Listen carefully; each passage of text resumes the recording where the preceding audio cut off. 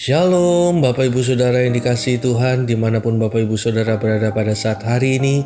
Damai sejahtera, sukacita, kebaikan dan anugerahnya yang besar dari Tuhan Yesus Kristus menyertai setiap kita dimanapun kita berada saat hari ini.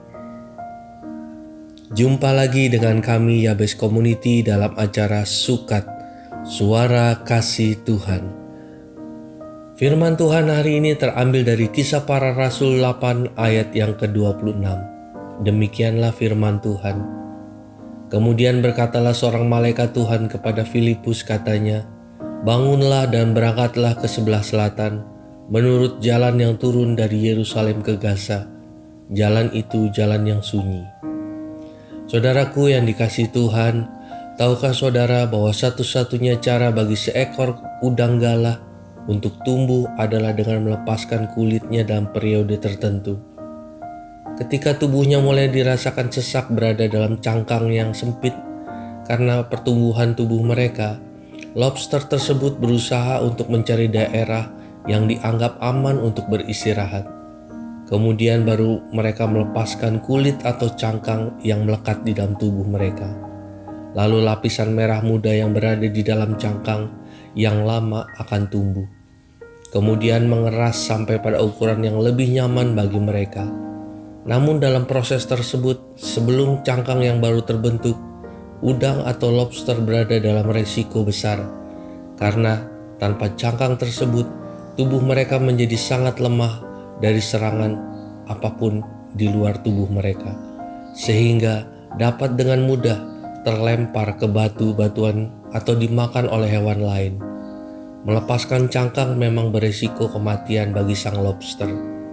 Namun hanya dengan cara itulah ia bisa tumbuh menjadi lobster yang besar dan kuat.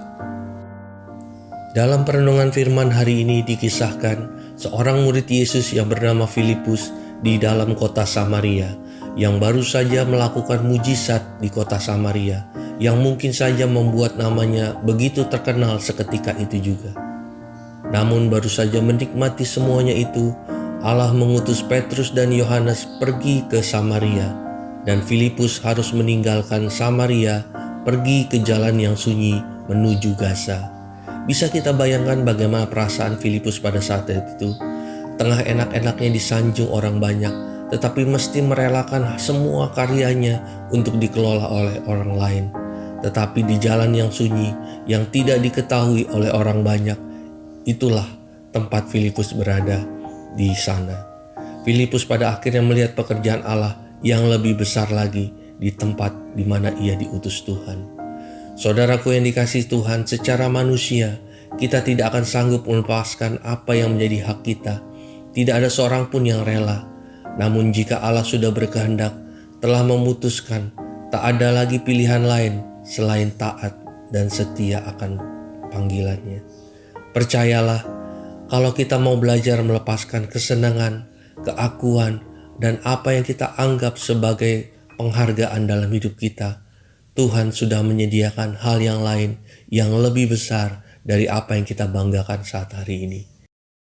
Jika kita rela melepaskan hak kita, maka berkat yang lebih besar Allah sudah siapkan di dalam kehidupan kita. Kiranya renungan yang singkat ini dapat memberkati Bapak Ibu Saudara dimanapun Bapak Ibu Saudara berada.